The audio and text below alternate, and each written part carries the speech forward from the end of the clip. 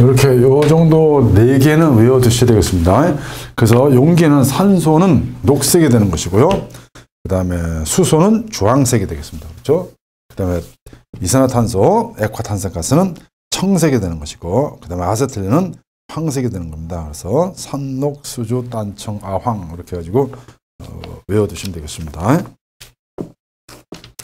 자, 보일러 손상과 방지 대책에 보시면요, 부식.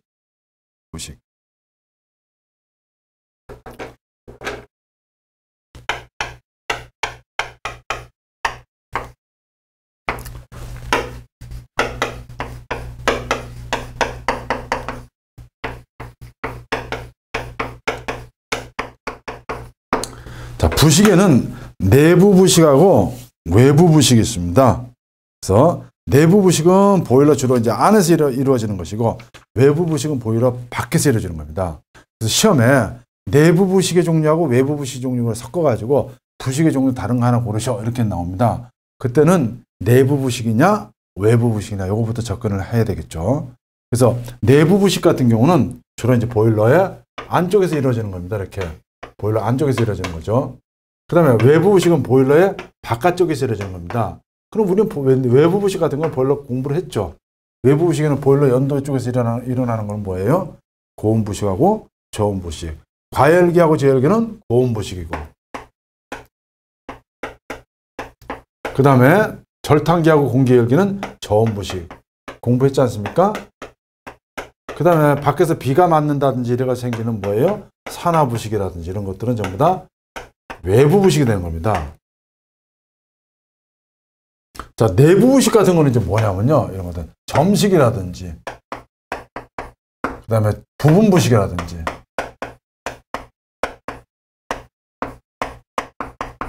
구상 부식이라든지, 이게 그루빙 아닙니까?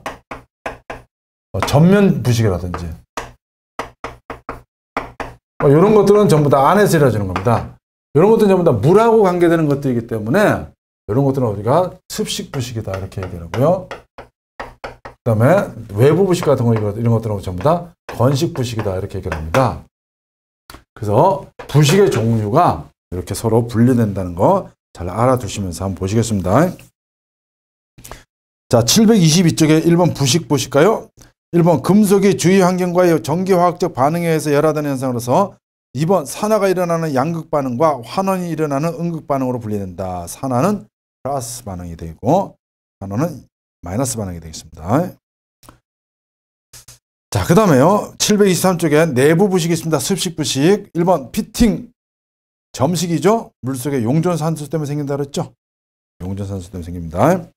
자, 보일러 내부에서 발생하는 부식으로서 작은 구멍을 만들면서 면이 거칠어진 것처럼 보이는 부식의 일종으로서 원인은 물속에 있는 용존산소의 작용으로 인해 발생하며 진행 속도가 빠르다. 그 부식 방지법이 있습니다. 1번 탈기법. 앞에 한 거죠. 보호피막으로 형성을 위해서 방충 도장한다. 그 다음에 약한 전류의 통전을 실시하고 아연판 매단다 그랬습니다. 아연판 매다는 거는, 자, 우리가 흑관이 있습니다. 그죠? 방청만 해가지고 나온 흑관에다가 아연을 코팅한 게 무슨 관입니까? 백관입니다. 백관은 왜 그렇게 했을까요? 내식성을 뛰어나게 한다 그랬습니다. 마찬가지로 아연판을 매달면 전기적 작용에 의해 가지고 부식이 방지가 된다 이런 얘기입니다.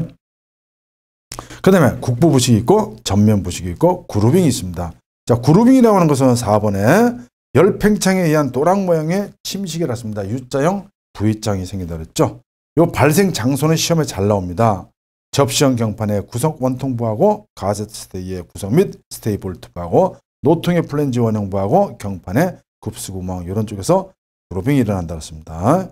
그래서 그러한 것을 해줄 수 있는 건 뭐냐? 온도 및 연수량 변동을 적게 하여 반복적 열응력을 경감시키고 반경을 크게 해주고, 그다음에 노통의 호흡 공간인 브리딩 스페이스를 만들어 준다든지, 이런 쪽 화염이 직접 단자토록 해준다든지 뭐 이런 것들이 있겠습니다.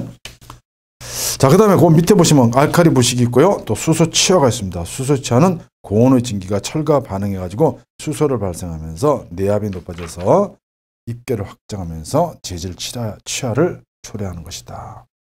그 다음에 7번에 틈새 부식이라고 있습니다. 이것도 종종 나옵니다. 구멍이나 가스켓 표면, 볼트나 리벳 헤드 밑에 틈에서 발생하는 거, 이게 바로 틈새 부식이다 그렇습니다. 자, 외부 부식은 건식 부식이라 했습니다. 그렇죠? 저온 부식하고요. 고온 부식인데 특히 저온 부식 방지 대책 한번 보시겠습니다.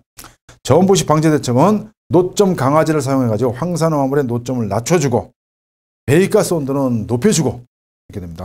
150에서 170도 이상으로 유지하는 겁니다. 낮게 유지하는 것이 아니고 높게 유지하는 겁니다. 고온 부식은 낮게 유지하는 것이고요. 그래서 배기가스 온도를 150에서 170도 이상으로 유지시켜주고 그다음에 적정 공기비로 운전하면서 저유황 경유를 씁니다. 이런 얘기입니다. 자, 고온 부식 같은 걸 방지 대책은 뭐예요? 첨가제를 사용해 가지고 반화둠의 융점을 높여주고 그다음에 반화둠 성분 제거해주고 보호피막 씌우고 그다음에 연소가스 온도를 반화둠 6점 이하로 유지한다. 잘 알아두시기 바랍니다. 자, 거기 보시면 탈 성분 부식이 있습니다. 합금 중에 특정 성분이 선택적으로 손실되는 부식이다. 황동의 탈아연 현상 등이 이에 해당되고 그 다음에 갈바닉 부식은 알아두셔야 되겠습니다. 갈바닉 부식이라는 것은 서로 다른 두 개의 종류가 서로 접촉하면서 발생하는 부식. 그래서 이종 금속 간의 부식이다. 이렇게 보시면 되겠습니다. 그게 바로 갈바닉 부식이다.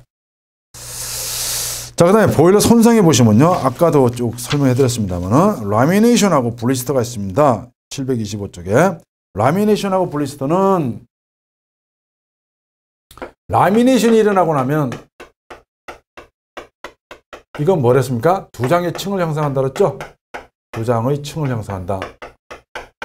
그럼 뭐가 일어난다고요? 블리스터가 일어난다 그랬습니다. 자, 그 다음에 팽출하는 거하고 앞괴는 시험에 나온다 그랬습니다. 그렇죠? 팽출은 뭐예요? 바깥으로 부풀어 오르는 겁니다. 그 다음에 요거는 안으로 짓눌리는 겁니다.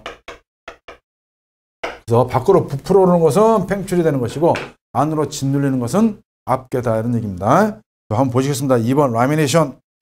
보일러 강판이나 관의 두께 속에 두 장의 층을 형성하고 있는 상태를 말하며 강제의 제조 중에 동공 또는 슬러그가 혼입되어서 과열이나 강도 저하의 문제를 이야기한다.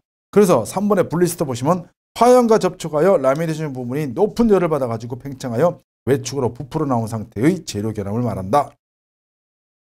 5번의 팽출 보시겠습니다. 수관이나 드럼 등의 항장력을 받는 부분이 과열에 의해서 강도가 저하되어 부풀어 나오는 현상. 그 다음에 팽출의 발생 장소 보실까요? 1번 수관 보일러의 기수 드럼 부분 아랫부분 연소실과 접하고 있는 수관. 그 다음에 외연소 횡령관 보일러의 드럼 아랫부분. 그 다음에 갤로웨이관. 자, 갤로웨이관은 노통 보일러에서 연소실이 이렇게 있습니다. 그럼 여기에 물이 이렇게 있잖아요. 여기 연소가스가 이렇게 흘러가는데 여기서 관을 서로 이렇게 교차하게 만들어져 가지고 만들어주는 거예요. 이게 갤로웨이관입니다. 이런 쪽에는 어떻게 되겠습니까? 열을 계속 받으면 밖으로 부풀어 오르겠죠. 그러니까 팽출이 일어난다는 얘기입니다. 그래서 갤로웨이관은 팽출이 일어난다 이런 얘기입니다. 그러니까 연소 화염이 직접 닿는 부분은 팽출이 일어나는 겁니다. 그러면 수압을 받는 부분은 어떻게 되겠습니까? 압기가 일어나겠죠. 그래서 6번에 과열된 노통이나 화실의 천정부가 외측의 압력에 의해서 내부로 짓눌리는 현상으로 노통 연관 보일러의 노통 윗부분하고 연관 등에서 압기가 일어난다. 그래서 수압을 받는 부분은 압기가 일어나고 화염을 받는 부분은 팽출, 볼지가 일어난다. 이런 얘기입니다. 나머지는 한번 좀 읽어보시면 되겠습니다. 거기에.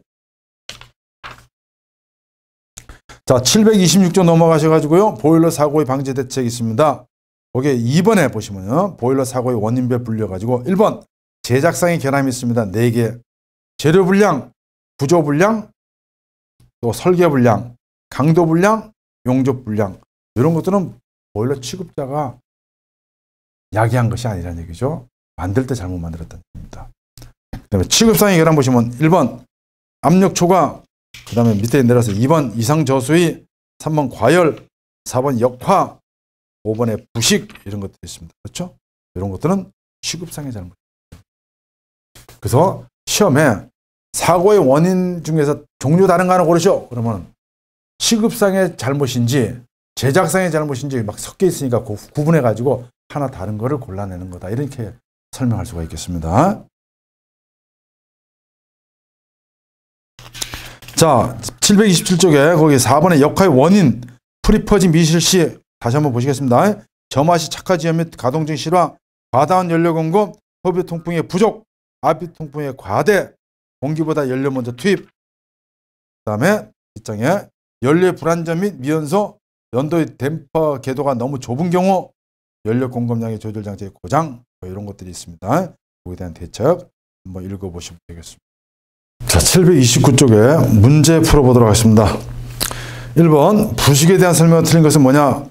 1번 부식이란 금속이 주위 환경과의 전기화학적 반응에 의하여 열화되는 현상이다.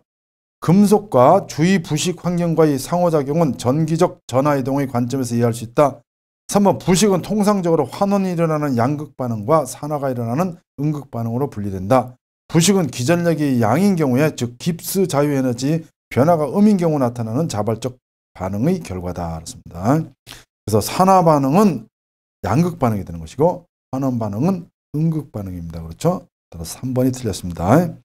2번 보일러의 저수의 사고 원인으로 거리가 먼 것은 뭐냐? 1번 점화장치 착화 지연, 수면계의 오판, 분출장치 누수, 급수장치의 급수펌프의 고장. 점화장치 착화 지연하고는 관계없겠죠. 이건 역화의 원인이 되겠죠. 1번 답이 되겠고요. 3번 보일러 운전 정지 시 일반적인 준비사항에 대한 설명을 틀린 것은 1번 증기 사용자와 미리 연락을 하여 작업 종료 시까지 필요한 증기를 남겨놓고 운전은 정지한다. 2번 벽돌 쌓은 부분이 많은 보일러는 벽돌의 여열로 인하여 압력이 상승하는 경우가 없는지 확인하고 주증기 밸브를 닫는다. 3번 보일러의 압력을 급하게 내리거나 벽돌 등을 급냉시키지 않는다. 4번 보일러의 종류를 대비하여 정상 수위보다는 낮게 급수를 해놓는다. 정상 수위보다는 약간 높게 해놔야 되겠죠. 그래야 증발되는 양까지 가만히 되는 겁니다. 4번 연소 조작 중에 역화의 원인으로 가장 거리가 먼 것은 연도 댐퍼의 궤도를 너무 좁힌 경우가 되겠습니다. 넓힌 경우는 문제가 없겠죠. 잘 가스가 빠져나가니까요. 1번은 답이 되겠습니다. 5번 수광구의 안전치급과 관련된 설명이 틀린 것은 줄은 반드시 자루에 달아 사용한다. 햄마는 처음부터 힘줘 때리지 않는다. 스패너 자루에는 파이프를 끼워 사용한다. 말도 안 되죠. 스패너는 앞으로 당기면서 제이 들어간다. 3번 답이 되겠습니다. 6번 보일러 가동 중에서 압력과 수위의 감시에 있어서 주의사항에 대한 설명으로 틀린 것은 1번 휴지 중으로 보일러 물이 냉각 상태인 보일러를 가동하기 위해서는 압력이 상승하는 시점에 필히 수면계 기능 테스트를 한다. 2번 수면계가 2개인 보일러는 하나는 주수면계이고 다른 하나는 예비수면계로 하여 주수면계가 고장인 상태에서는 수리하기 전까지 예비수면계로 감시한다. 수면계는 2개가 있어가지고 2개가 일치되지 않는지 여부를 확인하기 위해서 쓰는 거죠. 2번은 아닙니다. 7번 보일러를 취급할 때 구식을 예방하는 대책으로 틀린 것은 1번 증기압력이나 온도 및 연소량 변동은 되도록 크게 한다. 그러면 더 생기겠죠. 2번 보일러의 냉각, 냉열 등과 같은 무리한 일을 삼가한다. 정확한 수치를 하여 부식성 유해물을 제거하고 스케일을 부착시키지 않는다. 보일러 사용상 구식이 발생하기 쉬운 곳에는 되도록 화염이 직접 닿지 않도록 방호 등의 조치를 취한다. 1번 답이 되겠고요. 8번 슈트블러 사용할 때 주의사항으로 틀린 것은 끓음 제거에 쓰는 연료의 종류, 부하의 정도, 슈트블러의 위치, 증기온도 등의 조건에 따라 다르다. 2번 증기 분사식 슈트블러는 증기를 분사하기 전에 배관을 충분하게 이해하면서 응축수를 배출한다. 3번 한 장소에 장시간 불어대지 않도록 한다. 4번 효율적인 작업을 위해서는 소화한 직후에 고온연소실에서 사용하는 것이 좋다. 고온연소실에 쓰게 되면 위험하죠. 화상 위험 등이 있고요. 4번 틀렸습니다. 9번에 연료 차단 장치의 주요 고장 원인으로 거리가 먼 것은 전자코일의 절연제와 연료나 밸브 내부의 이물질 퇴적, 밸브 시트의 변형이나 손상, 버너 타일의 파손. 버너 타일 파손하고는 관계없는 겁니다. 4번 답이 되었고요. 10번 보일러 연소실 내의 폭발에 대비한 안전관리 사항으로 가장 적합한 것은 연도를 가열한다, 방풍문을 부착한다, 배관을 굵게 한다, 스케일을 제거한다. 방풍문은 폭발에 대비한 안전장치가 아니고 폭발을 했을 때 그 폭발가스를 밖으로 내보내주는 그러한 목적으로 쓰는 겁니다. 그래서 보일러 사고를 방지하기 위한 겁니다. 2번 틀렸고요. 다음 중에서 연소의 유지 및 조절의 방법으로 맞지 않는 것은 1번 연소량을 증가할 때는 통풍량을 먼저 증가시킨다. 연소량을 신속히 증감한다. 신속히 증감하는 것이 아니죠. 서서히 해야 되겠죠. 그래서 2번 틀렸고요. 3번 불필요한 공기 논의 침입을 방지한다. 연소량을 감소할 때는 연료량을 먼저 감소시킨다. 2번 답이 되겠습니다. 10번 보일러 운전 중에서 파열 사고의 원인으로 보일러 취급상 사고 원인만으로 짝져진 것은 뭐냐 알았습니다. 보일러 취급상의 잘못, 운전자 잘못이라는 얘기입니다. 그렇죠? 운전자 잘못, 부속기기 정비 불량, 압력 초과. 요게 되겠죠? 이번에 강도 부정, 요거는 제작상 잘못이죠? 미온수 가스 폭발, 요거는 취급상 잘못이고요. 급수 처리 불량, 취급상 잘못이죠? 용접 불량, 제작상 잘못입니다. 부속기기 설비 미비, 제작상 잘못이죠? 부속기기 설비 미비, 제작상 잘못 맞네, 그죠? 그다음에 설계 불량, 요것도 제작상 잘못 맞네요. 그러니까 1번 답이 되겠습니다. 13번 보일러 파열 사고 원인 중에서 구조물 강도 부족에 의한 원인이 아닌 것은 재료 불량, 용접 불량, 용수관리 불량, 동체의 구조 불량. 용수관리 불량은 취급상 잘못이죠? 3번 답이 되겠습니다. 14번 보일러 이상 저수의 원인으로 가장 거리가 먼 것은 수면계 유리 오선에 의해 수위를 오인한 경우, 증기 추출량이 과대한 경우, 급수장치가 증발 능력에 비해서 과대한 경우. 급수장치가 증발 능력에 비해서 과소한 경우가 되겠죠. 그렇죠? 그 다음에 급수탱크의 급수온도가 너무 높은 경우. 3번 답이 되겠습니다. 15번 보일러 안전장치로 볼 수 없는 것은 뭐냐? 안전밸브 가용 전 보조수위 경보기 급수내관. 급수내관은 뭡니까? 저거는 급수장치죠. 그죠? 안전저수위 50mm 아래 설치해가지고 뭘 방지한다고요? 부동 팽창을 방지한다고 했습니다. 4번 답이 되겠고요. 다음 중에서 유효한 가열 방식이 아닌 것은 뭐냐? 연소형 공기를 이해한다. 연소 가스량을 많이 한다. 화염의 방사율을 크게 한다. 화염 또는 연소 가스를 고온으로 한다. 연소 가스량이 많아지게 되면은 대기 쪽으로 나가는 배기 가스량이 많아지겠죠. 그죠? 그래서 대기 오염은 원인이 되고 그렇습니다. 2번 답이 되겠고요. 17번 다음 중에서 에너지 관리 기대 효과가 될 수 없는 것은 매연 방지, 에너지 소비 전략, 연료 및 열의 미용 자원 이용 수단, 환경 개선으로 인한 제품 생산 감소. 4번 말도 안 됩니다. 18번 중류에 수분이 혼입됐을 때 잘못 표현된 것은 열 손실이 된다.